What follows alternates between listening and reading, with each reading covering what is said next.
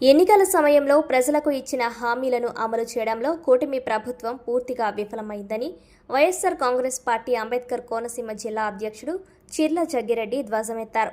అంబేద్కర్ కోనసీమ జిల్లా రావులపాలెంలో శుక్రవారం మాజీ ఎమ్మెల్యే జగ్గిరెడ్డి ఆధ్వర్యంలో కొత్తపేట నియోజకవర్గ స్థాయిలో వెన్నుపోటుకు 2 ఏళ్లు నిరసన కార్యక్రమం చేపట్టారు. స్థానిక ప్రభుత్వ డిగ్రీ కళాశాల మైదానం నుండి పార్టీ శ్రేణులతో కలిసి కోనసీమ ముఖద్వారం వరకు ర్యాలీ నిర్వహించారు. ఈ నిరసనలో భాగంగా వివిధ సమస్యలకు సంబంధించి స్టాళ్లను ఏర్పాటు చేసి ప్రభుత్వ వైఫల్యాలను వివరించారు. ఈ సందర్భంగా జగ్గిరెడ్డి మాట్లాడుతూ ఇసుక, మట్టి దోపిడీ, లిక్కర్ మాఫియా, పెట్రోల్, డీజిల్ ధరల పెంపు, ఎరువుల ధరల పెంపు, డిఎస్సి మోసాలతో అన్ని వర్గాల ప్రజలను కూటమి ప్రభుత్వం నయవంచన చేస్తోందని ఆరోపించారు.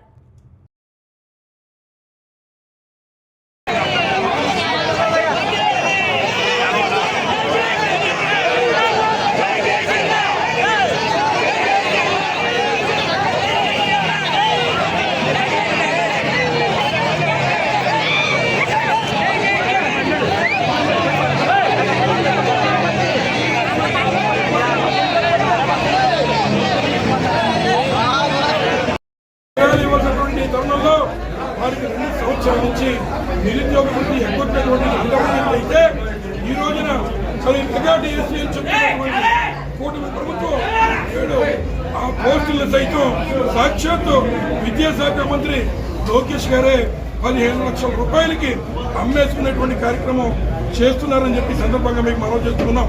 మరి మీరు అడగొచ్చు ఏ రకంగా మాట అంటారని అడిగితే మరి ఏదైతే కూటమి ప్రభుత్వం చెబుతోంది మేము క్రీడాకారుల్ని ప్రోత్సహించడం కోసం మేము పరీక్ష రాయకపోయినా కొంతమంది క్రీడాకారులకి ఉద్యోగాలు ఇచ్చామని చెప్తున్నారు.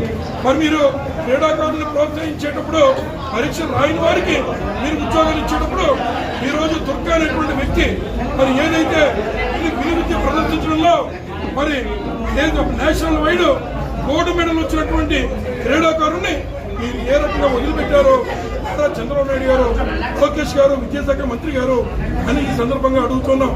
అలాగే మరి ఏదైతే జీవో నెంబర్ 46 ఇచ్చి వారికి కావాల్సిన పరీక్షలు రాయని వాళ్ళని ఉద్యోగాలు ఇచ్చేసుకుని తర్వాత మళ్ళీ ఈ జీవోని క్యాన్సిల్ చేయడానికి జీవో నెంబర్ మరి 53 అలాగే జీవో నెంబర్ 57 ఇచ్చి మరి జీవో నెంబర్ 23-27 ఇచ్చి అలాగే జీవోలను మళ్ళీ రద్దు చేసి రేట్లు మూసే కార్యక్రమం చేస్తున్నారు.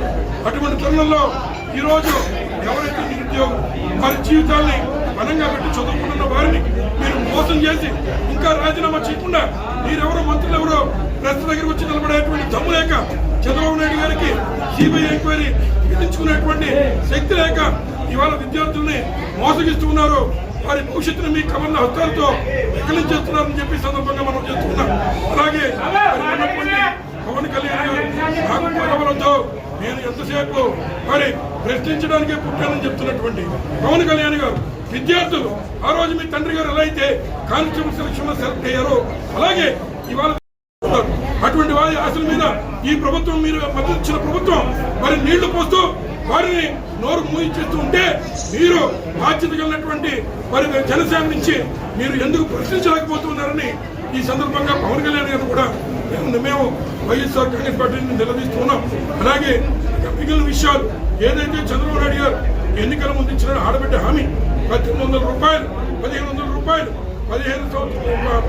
1,500 రూపాయలు, 1,800 మరి 18 సంవత్సరాల వయసు దాటిన మహిళలందరికీ ఈ యొక్క రాష్ట్రంలో ఇస్తారని చెప్పారు.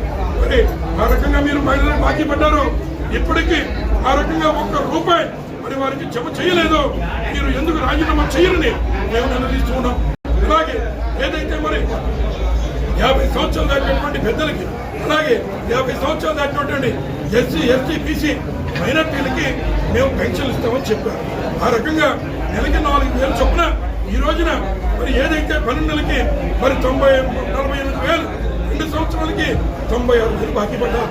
అటువంటి తరుణంలో మీరు ఇప్పటి వరకు ఒక్క పెన్షన్ ఇవ్వనప్పుడు మరి మీ పక్కన ఉన్నటువంటి ఎస్సీ, బీసీ మంత్రులు ఏమి చేస్తున్నారని ఈ సభాముఖంగా మేము నిర్ణయిస్తున్నాం.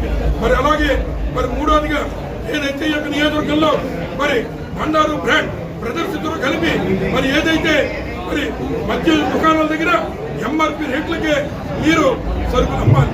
అటువంటి